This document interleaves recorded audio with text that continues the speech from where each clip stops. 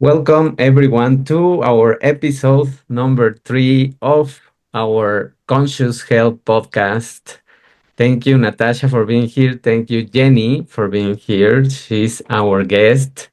And today we are going to discuss a topic about wellness and success. Our episode is 17 seconds to wellness and success. So I'm going to introduce Jenny. Jenny Harkleroad is a number one best-selling author, speaker, and mind change coach and teacher. She is a mother of four, which is her greatest claim to fame. I know that that's a great Total job. respect. Oh my goodness. Jenny is a big-hearted entrepreneur and business leader. Jenny built a business in San Diego over 13 years, producing double digits in the millions. With the power of the mind, Jenny overcame her past of chronic pain, addictions, bad relationships, and unhappiness. She never knew how sweet life could be until she changed her mind, and that changed everything. Jenny has a dramatic story to share, breaking her back on a mountain cliff. That event changed everything and gave her a ferocious appetite to transform lives and help others create what's missing in their lives. So, thank you, Jenny, for being here. Yeah, thank you for having me. I'm excited to speak with you today. Thanks. Tell us a little bit more. 17 seconds. I'm excited to hear about that. Yeah. Absolutely. So, how did you arrive to this mission of life? Let's call it now. Yeah. So as you alluded to in the introduction, I had Yeah. a really dramatic, traumatic thing happen to me, which was breaking my back on a mountain cliff in 2013. Mhm. And I just want to paint the picture a little bit of my life at that time. So, Yes. like you mentioned, I've got four kids. They're grown now, but in 2013, they were all home. And I was doing the busy mom thing, and I had a real estate business, and I was the leader of the women's group at my church, and I was fundraising in my community, and I was just busy, busy doing, succeeding, going, all the things. But I wasn't really happy in my life, and I couldn't figure out why, because I had all the things that are supposed to make you happy, right? Like I married my high school sweetheart, we've got the cutest kids, we had like 5 homes and successful business, and I had a good religious foundation, and it was like, what's missing? Like, why am I unhappy? What? And then I break my back. So my whole life stops. And thankfully, I wasn't paralyzed. They said, you're just broken. You'll heal like any broken bone. It gets better. But what happened to me is I wasn't healing. So as time went on, I did get my mobility back, but the pain just kept getting worse and worse and worse. I couldn't sit in a chair. I couldn't drive my car. I really couldn't function. And I was looking for solutions. And because I grew up with a dad who's a chiropractor, I was looking at all the natural solutions first. And I was, of course, going to physical therapy and acupuncture and chiropractor massage and taking supplements and using a laser and like doing all the things I could do to help myself get well. And a year after I broke my back, the pain was so bad that I started taking the prescription pain pills that they gave me when I initially broke my back. So again, I'm like trying to move and the pain is just getting worse and worse and worse. And then another year goes by and I'm in the exact same place. Can't sit, can't drive, can't function. And I'm thinking, okay, I can't live like this. I mean, and so what I started thinking was there must still be something structurally wrong with my back. That was the belief I chose to believe. And so I went to medical doctors and I said, I'm sure if you did some surgery that you could fix the problem and I could get on with my life. Because I had a history of pain issues in the past, and in the past surgeries had helped me. And so I thought that would be the solution. And so I convinced surgeons to put rods and screws and a synthetic disc in my back, thinking that would solve my problem. So they sent me home on a walker and back brace and stitches, and it was a mess, of course. 7 months later, can't sit, can't drive, can't function, burning back pain. Now what? What do you do? And I asked the doctors, and they're like, I mean, you've done everything, we've done everything. We're just going to start giving you more pain pills. Why don't you try this kind? How about this kind? What about this kind? How about this kind? And I was just beside myself, like, I can't live like this. And so I was looking for solutions. And the massage therapist I was using at the time referred me to another chiropractor who referred me to a medical doctor who was my answer. This medical doctor, his name's Dr. Warren Jacobs, MD, medical doctor.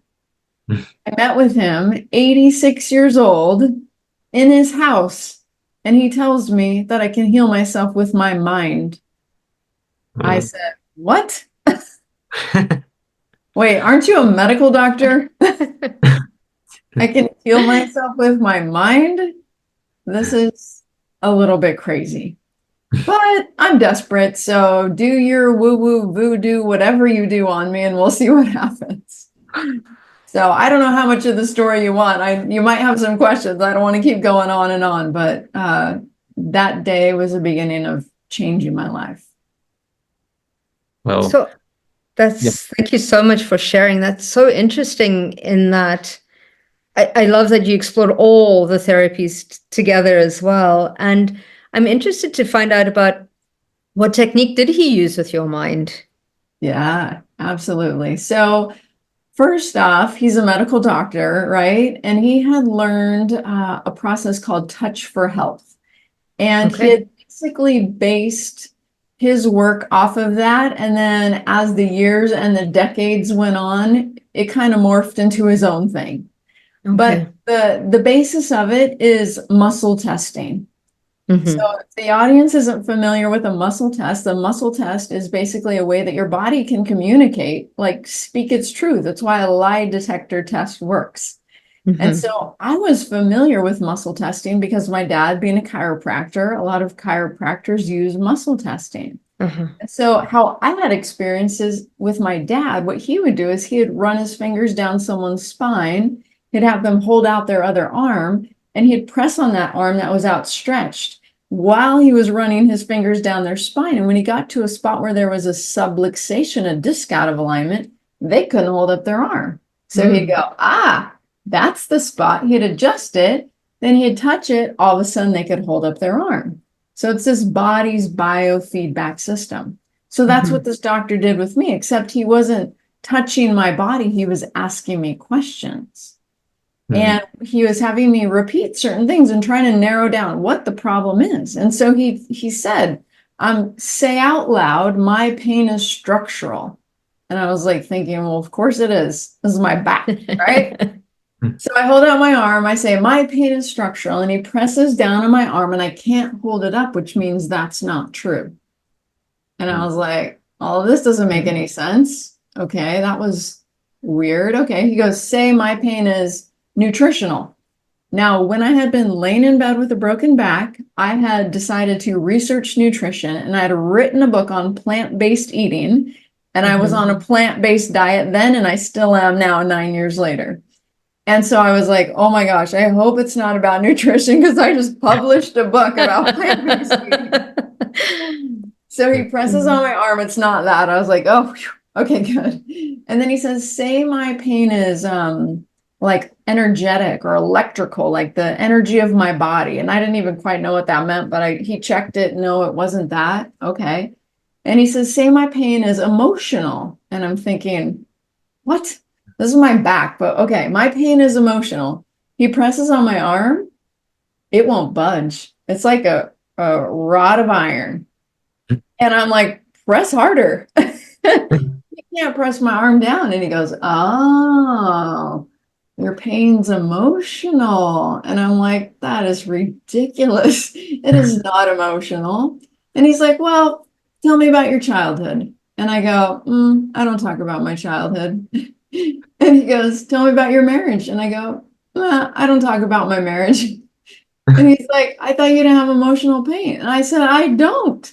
I recited my positive affirmation to him that I've been saying for 20 years. I said, I'm happy, I'm healthy, I'm terrific. I just can't sit, can't drive, can't function. I need you to fix my back. Yeah. I didn't get it. Yeah. And he said, well, your muscle test showed that the pain's emotional. So we're going to have to talk about the things you don't want to talk about in order to release the tension in your body, because it's the tension in your body that's causing the pain. It's not the break from 3 years ago. And I said, do you have Kleenex? And he said yes. And thus the healing began. But it was mostly me making the connection that it was my emotions that were causing the pain. It was the tension in my body causing the pain. And then working through all those things. We were just speaking yesterday because it was our launch event of the podcast. And we were speaking about these connections of the body, how to maintain this balance between the mind, between the body, between the spirit, the spiritual side, because we many times we forget also about those things. And just the story that you told us is just about this disconnection that many times in childhood we create because we are told to just suck it up and keep going and keep moving on with life. And you don't have time for emotions. You don't have time to cry sometimes if you are a man, mostly, and all of those things. So how did you begin to wrap around that idea of trying to talk once you were close to talking? Yeah, it was rough, but I felt like I was in a really safe space. This doctor was zero judgment, right? Just share. But the other thing that was interesting and made it hard is every time I would tell him something, he would muscle test to make sure what I was saying was accurate. And a lot of times it wasn't. And he'd be like, okay, so now tell me the real truth. Oh, wow. Yeah, it was painful. We call it the meat grinder over there at his office, right? He digs deep, and then when it hurts and you really start crying, then he really digs deeper. And I don't know that that's necessarily necessary, but it worked for me. And it was the aha mostly that I was causing my own pain by the tension I was carrying in my mind and in my body from things I didn't deal with, didn't know how to deal with, and didn't know how to fix. I mean, I tried to fix things in my life. I tried to fix my marriage. I tried to fix my chronic pain that I had even before. I tried to fix things. And when it just wouldn't fix, then I would just kind of like pop some pills and try to ignore it and do my best, put on a happy face. I didn't know the solution was right between my ears. And it wasn't saying affirmations because I was doing that. It was my subconscious that was really getting in the way. And it was also like you talked about that alignment. I was doing the wrong career. I was out of alignment. And I kept saying, like, wouldn't it be amazing to do something you like loved and were so passionate about? And then I tell myself, like, stop daydreaming, get back to work. Like, look at your checkbook. Like, things are good. It doesn't matter that this isn't your passion. It's providing this amazing lifestyle for you. And if I would have gotten better from breaking my back really fast, you know what would have happened? Yeah. I would have gone back to doing all the same old Yeah. stuff. Yeah. So it was the 3 years of what do I need to do to heal that made me get on the right path. Yeah. Thank you so much for sharing that. And it's so incredible how things work on that subconscious level, how that, subconsciously we create these pauses in life to allow us to investigate what is really going on. I mean, and it's amazing how the body can tell us, depending on where we've hurt ourselves, as to what is really going on. So I find that so fascinating because, I mean, I broke my leg in 5 places at a time as well. And I was like, same, I was like, patch me up, put a cast on, let's go. I'm off, you know? And they were like, you're going to need surgery. And we're like, what? Just put a cast on it. I was like playing moms and pops, bottom of the league, softball, non-competitive, right? And I found out one, I was quite competitive, but that slowing down and that not wanting to move in that direction anymore actually birthed a whole new career for me as well. So I completely sympathize and, you know, align with that as well. And a lot of the work that I do now is completely looking at, okay, what is the memory that's stored in there? What is the pain that we're holding within that ailment that we are, you know, feeling? And I think because of how we've been taught, it's the last protocol is to look at that emotion, right? Because it's like it's gone, it's forgotten about, so we think. So it's, yeah, well done you on braving that and actually moving through that, because it's quite scary to start working with your emotions when it's just like, no, just fix it. Yeah. Just put a Band-Aid, let's go. You know? Open that Pandora's box of all those things I've been repressing for 40 years. Like, yeah, I don't want to go there. But, you know, the doctor always tells me, I just went out to lunch with him a couple weeks ago. He's like, you were so brave. And I always say, no, I was so desperate. So what, maybe it was some of both. I don't know, but I couldn't live like that. There's so many people out there that are suffering Yeah. and don't have a solution. And I knew there had to be a solution. And so I'm so thankful and grateful that I was able to find a solution. And it is so uh, amazing, that story. We are in 3 places in the world right now. You Yeah. are in San Diego. We are in I am in Mexico. She's in Scotland, and so we are together in this mixture. So it's not an issue of any country. It's an issue that it's global. Right. This is a repressing of the emotions. This repressing of your own alignment with what you want. It's also being replicated everywhere. Yes. And I just had a conversation this weekend with my mom, and she was telling me, I don't know why you like to help people. Mhm. I think you took out this from your father, because I would have expected that you would like to earn money, because that was my happiness, earn money. And for me, that was it. I don't care about helping people. And she's really tough, and she's really strong many times. And I just told her, because I always answer to my mom or my father. I never keep my mouth shut sometimes. So I told her, I don't know what is your problem, because this is my life. This is the way I feel connected with what I want. And I have already work. I have already what I want. I don't need more money. If you think I need more money, of course, I would love to have other things or other material stuff, but I'm okay as I am, so I will keep helping. And I don't think I took it from my father, and it doesn't matter if I took it from him or not. It is that I'm happy.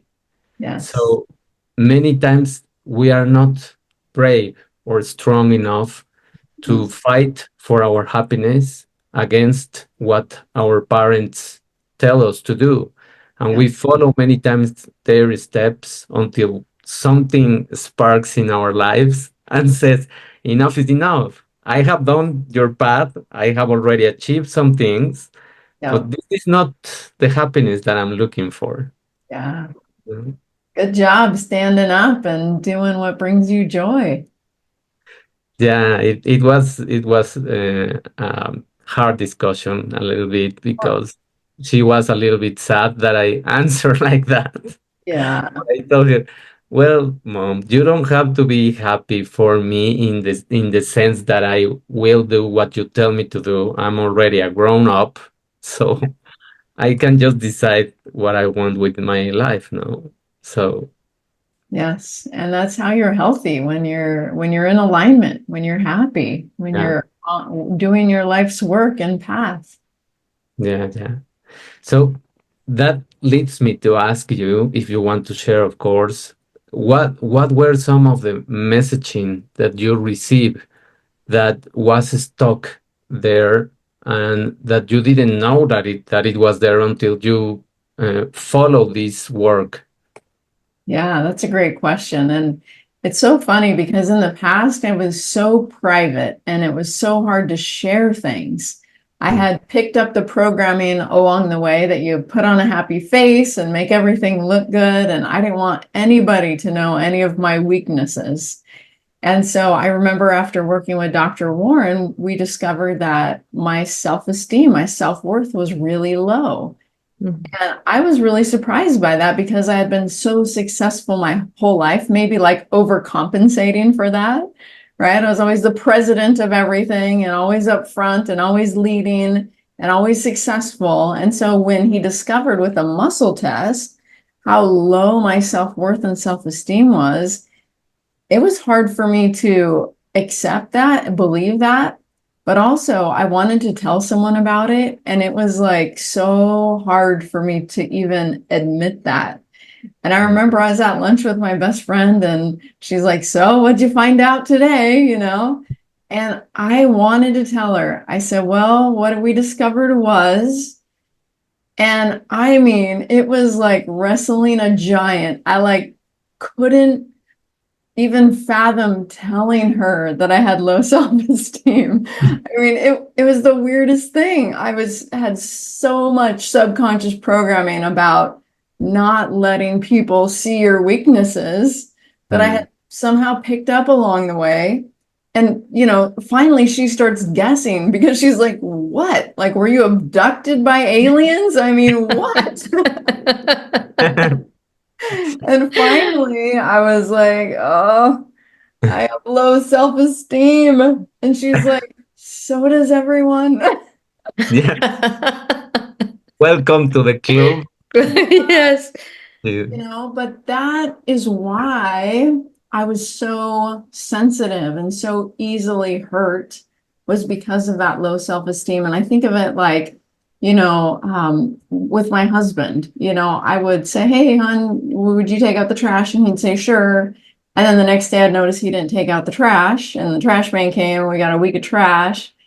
And it would literally hurt my feelings. I would be like, "He must not care. He doesn't keep his word." I had all these stories to go along with this low self-esteem, right? So one of the main things that I had to work on was my self-esteem subconsciously.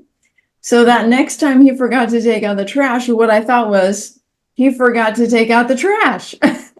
Not, I must not be good enough, or, all these kind of things that I was thinking. So I was working on my self-esteem. That was a huge turning point for my marriage specifically. Mm. Oh, beautiful. What an awareness to receive that information as well, right? Yes. And it's quite interesting just kind of like listen to like David talking about his mom and all of this. It's amazing that conditioning that we receive that, I mean, perhaps for our parents and the generations before, it wasn't an option to show vulnerability because it was so dangerous to do that. Whereas now it's kind of like changing those intergenerational patterns that create that conditioning as well. And it's almost kind of like, when we're feeding our children, we're also feeding them our conditioning at the same time as well. So it's quite important to work through those things. I find too. And we don't realize it because, I also grew up in a home where it was just like, crying doesn't fix anything. You've got to think with your head and not with your heart. Because I grew up in South Africa, which could also be a very, very dangerous place in the time that I grew up in as well. So it was just like, you need to think with your head, a lot of the time. So it kind of like ends up like suppressing a lot of those kind of like, don't need to cry, doesn't fix anything, whereas it's a natural kind of like emotional release to move through that, right? And yeah, I don't think we had time to do that. And it's amazing because I work within the Akashic records, so looking at like the soul's blueprint, and sometimes how we do place these kind of like crossroads in our lives that completely switch our career, that completely turn us into service, and completely change our passion and our purpose in life, which is quite incredible. How did that whole incident change your passion, your purpose, your direction in life? Yeah. Well, back to the muscle test. Yeah. You know, we discovered that part of my pain was I was doing a career that wasn't in alignment. It wasn't my purpose. And I knew it, but I was just ignoring it because, gosh, who's going to complain about this lifestyle? You know, and I thought, what else could I do to be this successful? How do I keep all my homes and my cars and my vacations? Like, I want all this stuff. And what I started to realize with Dr. Warren's help was that as I would literally walk towards my desk to do real estate, the flame and the pain on my back would turn up. And as I would back away from my desk, it would go down. And I was like, this is crazy. Like, I literally, at the end, I couldn't even get to my desk. I would like drop to my knees in pain, like somebody was just twisting my spine. And I was like, okay, body, I get it. I hear you. And if I don't do this, then what? How do I pay my mortgage? Right? And so I told Dr. Warren, and he said, oh, that's easy. Like, quit. Sell your business. Sell your house. I'm like, what? Yeah, easy. It wasn't easy, but I did it. I did it because I couldn't get to my desk anymore. My body would not let me go there. And so with him and with muscle testing, we muscle tested to figure out what I should do. And I had no idea. I thought maybe because I'd written that nutrition book, maybe something with nutrition, muscle test was weak. I've been working with so many doctors my whole life from all my health conditions that I now know were all subconscious, right? And as you repress anger and rage, your body creates this tension, it creates this pain. And I always thought something was wrong with me, and nothing was wrong with me. It was my mind, but I didn't know any of that. So I thought maybe I want to be a doctor or a surgeon or an anesthesiologist, or, I was thinking all these people that had helped me throughout my life, and all that was muscle testing week. And I kind of threw up my hands. I'm like, I have no idea. And Dr. Warren said, well, maybe you want to do something like what I do, helping people overcome their pain like I helped you. And I'm like, I don't think I want to do that. He goes, give me your arm. He presses on it, and there's that iron rod again. I was like, oh, I want to do this. I do. Like, it was not conscious. And so, but as soon as I left his office and started thinking about it, I'm like, oh my gosh, I would totally love to help people. Well, how could I have not thought of that? Of course, I would like to help people not be in pain, heal their relationships, and change anything they want about their life. Of course, I would like to help people do that. So then the career switch began. Yeah, it is so funny how our bodies know really what we need in the not just in the superficial side, but in a deep level of that. I think that's the connection that we are trying to figure out still about the soul language that is speaking through the body, Yes. and that is telling us this is not what you are really enjoying. And every time you want to do those things just to survive, many times, Yeah. which is paying a mortgage, which is paying expenses, your body replies and say something happens in your body that tells you, no, this is not. So you better look for other things to do because Yes. this is not what you are supposed to do or you came here to do. That's also a mission that we have many times, no? Yeah. I don't know about you guys where you live, but here in America, there's this game called Hot and Cold. And so if somebody's like trying to find something and they're getting closer, you're like hotter, hotter, hotter. Oh, hot, really, really, really hot. And then like if they're getting far, colder, cold, really cold, ice cold, right? Like, I feel like our body is the same way. We can, like, we wake up and we're like, oh, my neck, I must have slept wrong. That's what we say. Oh, maybe not. Maybe it's hotter, hotter, hotter, or colder, colder, colder, right? And so listening to our body, like, why am I hurting right now? Of course, we can stub our toe or, we can injure ourselves, but just like these odd aches and pains that pop up and then chronic things that stay. I mean, the body's meant to heal. So if it doesn't heal, what's blocking it? What is happening? And so we have to take a deeper look at our life and ask some questions. Am I living in my purpose? Am I finding my joy? Am I doing what I'm meant to do? That's Yeah. that's what makes life fantastic. I was also Absolutely. listening to a podcast with Esther Perel. I don't know if you have listened to her. She's Oh, an expert in relationships, and she was talking with another doctor, Andrew Huberman, in his podcast, and they were speaking about these relationship issues and all of those things that we have. And many times it's not about the trash. It's not about taking out the trash. It's about something that is deeper inside and that we have from our parents.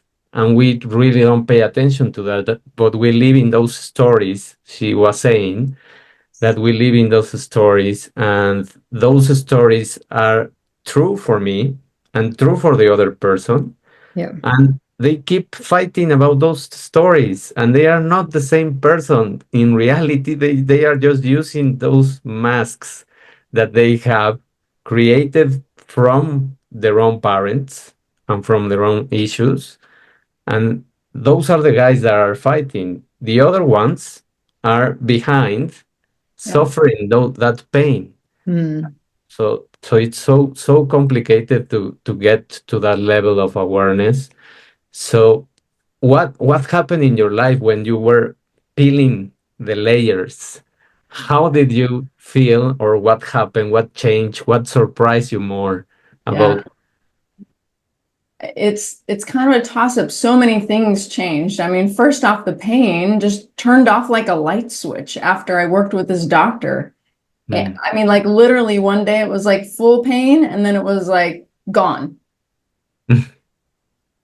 I thought like, don't move, it's going to turn back on. Yeah. Like it literally, it disappeared. Then I went back to him and I said, this is a miracle. I can't even believe I'm not in pain anymore. And I have a new problem, which is I'm still taking pain pills.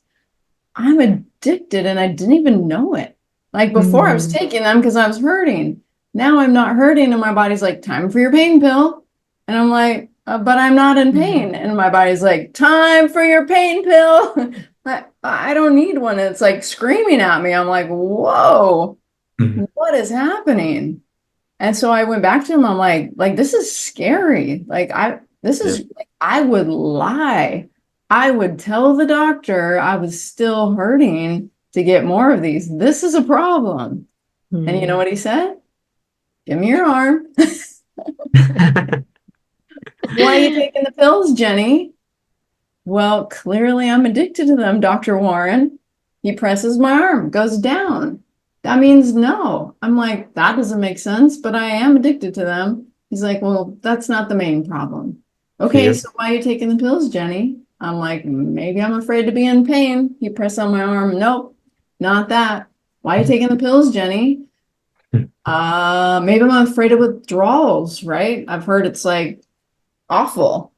Nope, arm goes down. I can't think of anything else. I don't know why I'm taking the pills then. And the interesting thing is muscle testing, it's the training wheels of intuition. So the more you do this work, the more you know things. And so he had that knowing.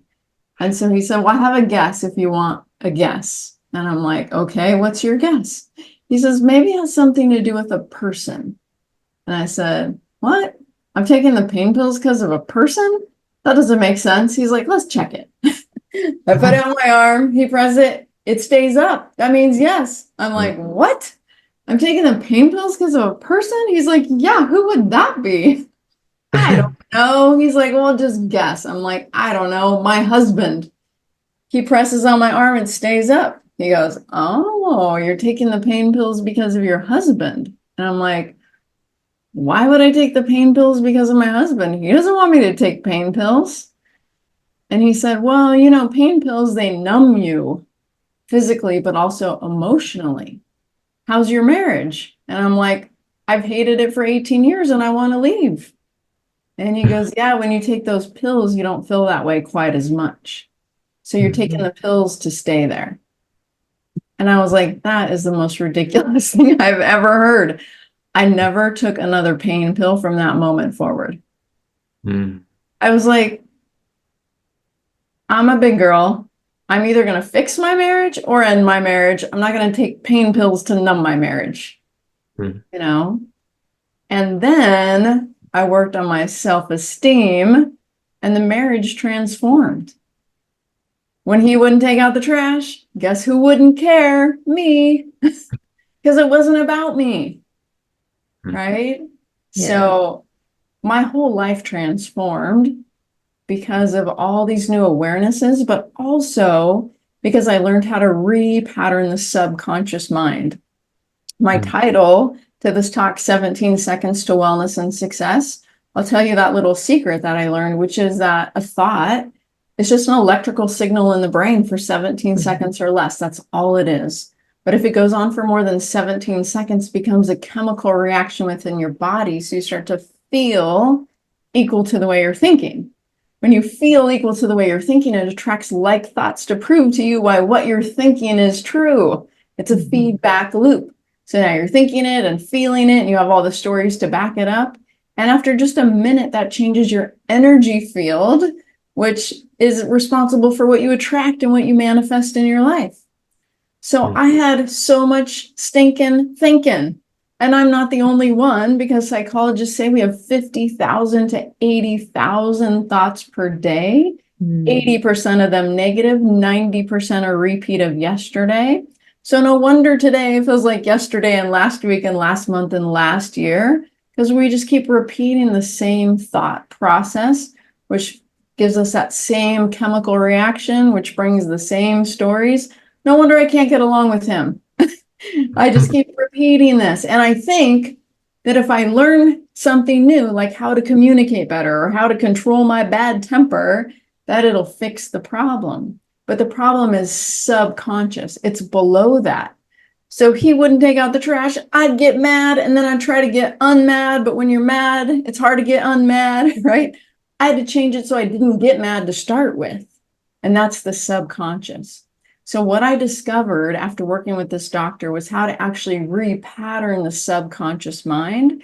And I think that's the best thing, because yes, you can have the awareness, but how do you actually fix the problem? How do you change the chemical reaction? And so I created an app. The app is called Leap Transformation. Leap like a frog leaps, and there's a frog on it. And what the app does, it's fun, it's gamified, it's neuroscience based, and it repatterns the subconscious mind. So your job as the user of the app is to catch the problem. You have 17 seconds or less before it turns into some form of your reality. And so you have to catch it and go, right now, I'm feeling sad, mad, bad, angry, upset, frustrated. Or it could also be on the positive side. I want to be a better leader. I want to be more confident. I want these personality traits. I want a new way of being. And when you put it in the app, it takes you through the brain exercises to repattern the brain to create that new reality for you. The shortcut. Wow, that's brilliant. Oh, yeah. I can't wait to see it. That's quite incredible. Thank you. So you feed the app with the things that you want to start creating a new life, let's say. Exactly. It asks you, do you want to feel different? Do you want to achieve a goal? Do you want to work on personal growth? We have a goal of the day you can work on, and it just, what do you want different? And let's do it. And literally, you will feel different within 15 minutes. It's fascinating, the power of your own mind. especially that subconscious mind, a million times more powerful than the conscious mind, which is how most of the time we try to fix things, right? Consciously. Absolutely. Yeah. Absolutely. And it's quite incredible because when the subconscious becomes conscious, then it's a choice, whether you continue it or you don't, or you change it. Yes. And it's fascinating in the sense that I've learned that a lot of the times when we become conscious of the patterns that we've been carrying, that old judgmental self comes in, and that, we get kind of like that, start wagging our finger at ourselves, and, we're our own worst enemies. And I think throughout my journey, I've learned that aspect of awareness and understanding and forgiving.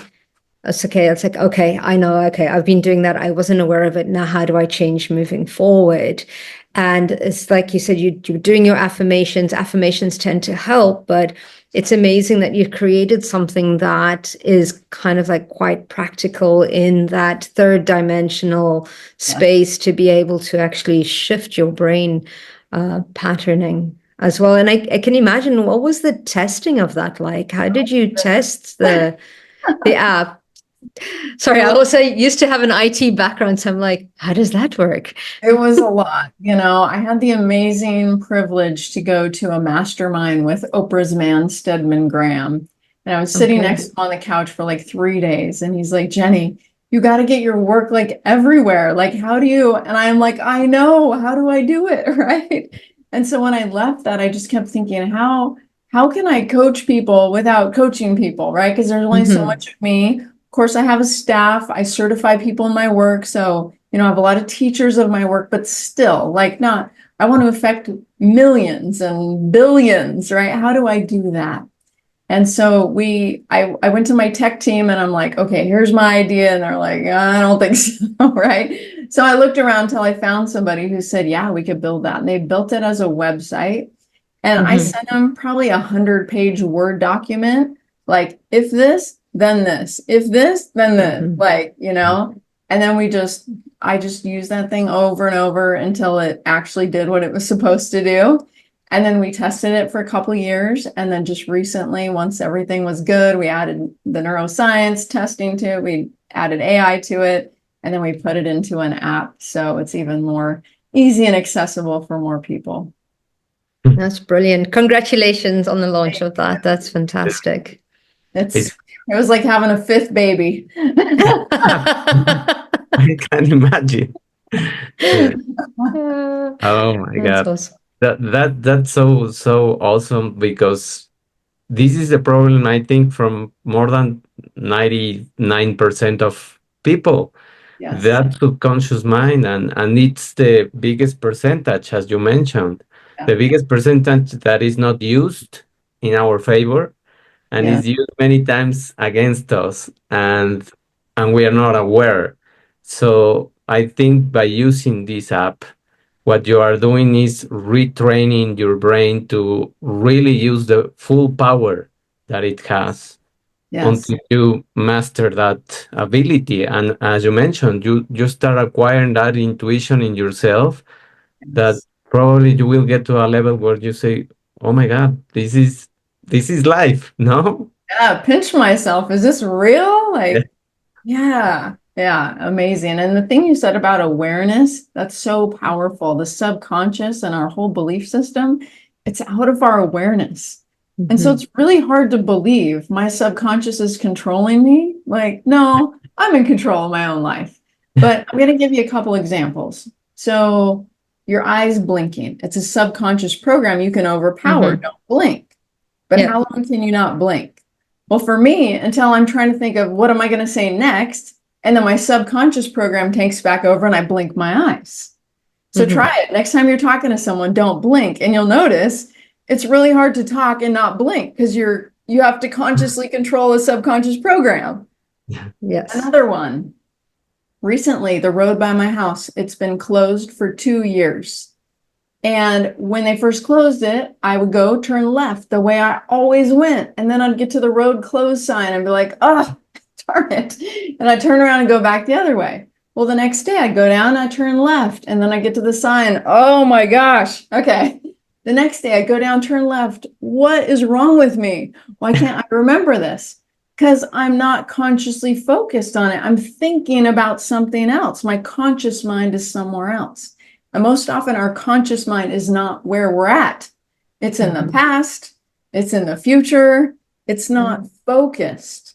And so who's controlling? Who's driving across town? Have you ever driven somewhere and you're like, how did I get here? I was on a deep phone call with someone. And I'm like, I'm home. How did I get here? Right? So these things happen in your life where you can start to notice. I mean, the other day I moved my dryer sheets to the other cabinet. How many times have I opened the wrong cabinet now? And I think, I never do laundry consciously ever. Because every time I open the wrong cabinet now for my dryer sheet, my mind is always somewhere else. When your mind is somewhere else, you're responding off your subconscious programming, which a lot of times isn't that positive. That's why you fall in love and then end up in divorce court, because first you're dealing with their conscious mind. They're trying to be their best, do their best, and then their subconscious takes over as they get busy with their life. And then you're dealing with that person's subconscious and you're like, who are you? I don't even recognize you. Oh, this is the subconscious version of them, right? And if you don't like it, hopefully either you're willing to do some changing to be okay with them, or they're willing to do some work, or maybe some of both, so that, yeah, you can be more conscious. And being conscious is fantastic and great, but we're really not programmed to be conscious about everything. We're conscious about what we're writing, what we're saying. Even sometimes when we're saying something, have you ever been speaking and you're like thinking of something else at the same time? You're like, gosh, I'm not even like fully here right now. It's amazing how our mind works, and that subconscious. It does so much to support us. We can get up and walk. We don't have to think about it, right? Our heart beats, our hair grows, our whatever, all these automated processes of our body. But it's the belief system through which we see the world. And if it's foggy, if it's cloudy, if it's not what we want, we can change that program and see the world in a whole new light. That's the power of the subconscious mind. You can change the world from the inside out. Absolutely. Absolutely. And yeah, just from my experience, it's retraining the subconscious mind to a positive one that helped me to shift through burnout, that helped me shift through quite a lot of kind of like the sticky areas of my life.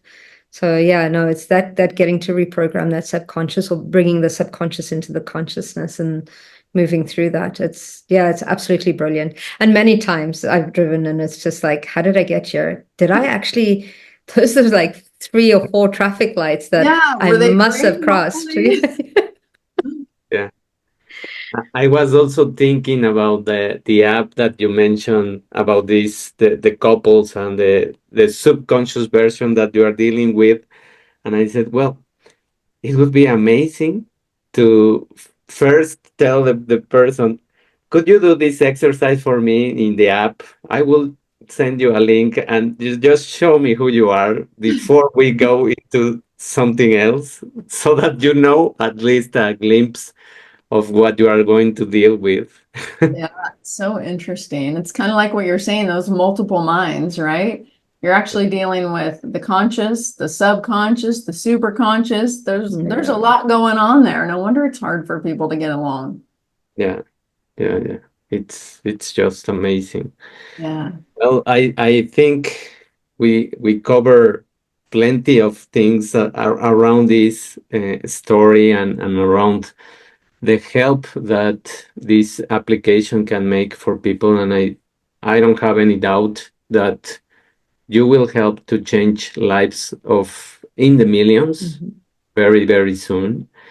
And I think that what you discover with your own story is just the proof that we could have a tragic situation, we could have a lot of pain, we could have an accident, we could have many things, but we still deal with that programming that keeps showing up in our lives. And until we deal with that, we will keep repeating or falling in the same in the same issues, no? So what else can you tell people, or how can you wrap up in a way that convince them to try your app? Yeah, I mean, I think that's the hardest part about this work is it's out of your awareness, the subconscious. So, if you're home and your pipe breaks and it's leaking all over, you're like, I Yeah. need help. I need a plumber right now, right? But if you're not getting along with someone, or your bank account's empty, or you're in pain, a lot of times you don't think, oh no, I need to look at my subconscious mind. People don't think about that.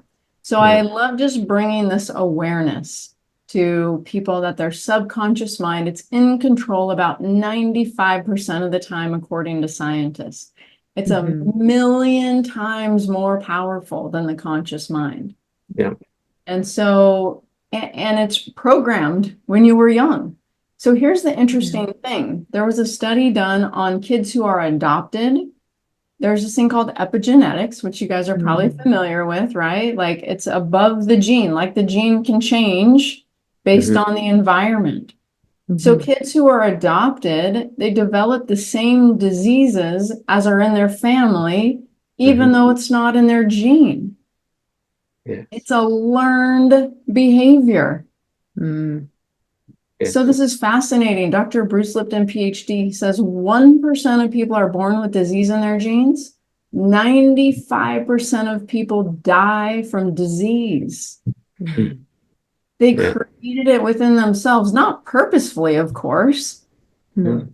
They learned it. It's the environment, it's the stress, it's not dealing with things, it's the negative thinking. All these things affect how we feel. And so what I say is like, it's a free trial on the app. Like use it for 7 days and notice how much better you feel. And you'll notice like, wow, like, was it the app actually that helped me that much? Like, could it be my subconscious? Really? I mean, people text me that all the time. I just started using your app and now I can sleep. I don't know if it's from your app, but all of a sudden I can sleep and I've never been able to sleep. It's your subconscious mind. When you get it supporting you instead of sabotaging you, the whole world changes for you. So don't wait for a break your back on the mountainside, 3 years. Like just start working on your mind every day, just like your body. Like every day I go for a walk. Every day I eat healthy. Once a week I do some yoga and some weightlifting, right? I want to keep my body healthy and fit, feeling good, looking good. I want my mind to be the same way. So every day I work on my mind. Why? Because every day I'm thinking stuff and it might not all be great things consciously or subconsciously. So every day I work in my own app. I work on my mind. Yeah. Beautiful. Mind is a very powerful thing. Yes. I wish you well. I wish you luck. I wish you not luck. It's success. Yeah. And yeah, I can't wait to see all the people that you're supporting with this app. It's going to be incredible. I Yeah. appreciate it. Thank you, Jenny, for summarizing and giving that last information about the epigenetics, because also this is a science part. The woo-woo part will people will have an awareness of that when in their own lives. They will tell, well, I don't know what happened. Well, just keep trying, keep playing, keep using the app, and keep creating new wires in your brain, new pathways, because that's what you are doing. You are creating new roads, as you mentioned about the road. Yeah. So you will keep doing the same things until you change the pattern. No, it's doing different things Yep. that's gonna lead you in another direction. So thank you for all the things that you have done, and thank you everyone for listening, for being here. I think that this episode is gonna help a lot of people because we all have problems with that background. So thank you. Thank you so much, Jenny. Thank you. Bye.